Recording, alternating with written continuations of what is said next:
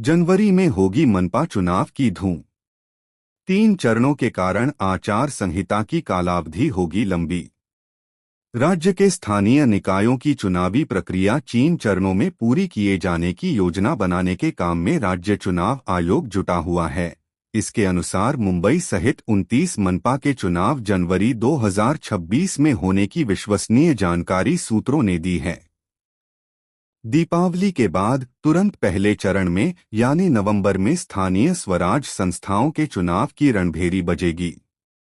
इन चुनावों के चलते राज्य में चुनावी आचार संहिता की कालावधि काफी लंबी होने की संभावना है, जिसका असर विकास कार्यों पर होने के आसार दिखाई दे रहे हैं।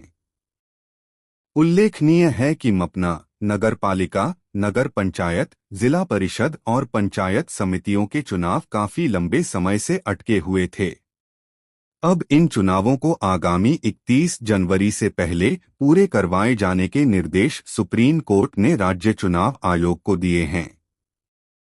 सुप्रीम कोर्ट के आदेश की कॉपी अभी तक चुनाव आयोग को मिली नहीं है, परंतु सुप्रीम कोर्ट के निर्देशों को ध्यान में रखते हुए आयोग 3 चरणों में चुनाव करवाने की योजना बना रहा है।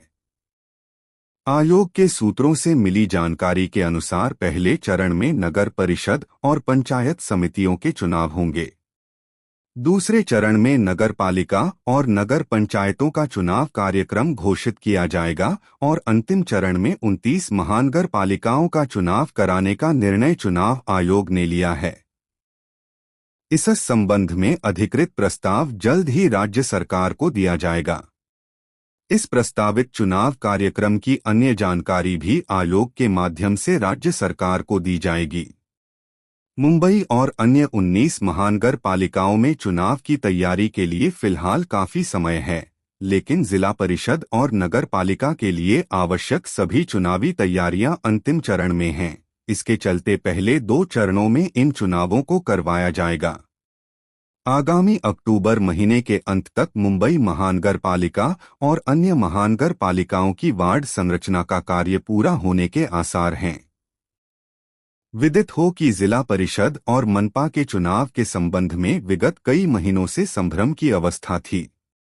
सुप्रीम कोर्ट ने इन चुनावों का रास्ता खोले जाने के बावजूद समय सीमा के बारे में कोई स्पष्टता नहीं थी।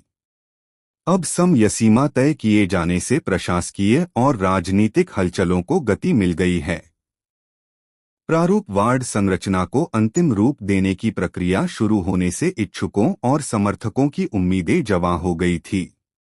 बीच में चुनाव के ठंडे बस्ते में चले जाने से शांत पड़े इच्छुक और समर्थकों में एक बार फिर जोश दिखाई देने लगा है। चुनाव आयोग से मिला मनसे का प्रतिनिधिमंडल। आगामी स्थानीय स्वराज संस्थाओं के चुनाव को ध्यान में रखते हुए महाराष्ट्र नवनिर्माण सेना मनसे के प्रतिनिधि मंडल ने बुधवार को राज्य के मुख्य चुनाव अधिकारी और मुख्य चुनाव आयुक्त से मुलाकात की। इस मुलाकात के दौरान मनसे ने चुनाव के लिए अपडेट मतदाता सूची जारी करने की मांग की है। इस प्रतिनिधि मंडल में मनसे नेता बाला नांदगावकर, संदीप देशपांडे, शिरीष सावंत आदि का समावेश था। बॉक्स किन स्थानीय स्वराज्य संस्थाओं में होंगे चुनाव? मनपा 29, नगर पालिका 247, नगर पंचायत 147, जिला परिषद 34, पंचायत समिति 351। बॉक्स अल्पावधि का ही होगा शीतकालीन सत्र। 3 चरणों में चुनाव के चलते राज्य में नवंबर से जनवरी के दौरान चुनावी आचार संहिता लागू होने की संभावना है।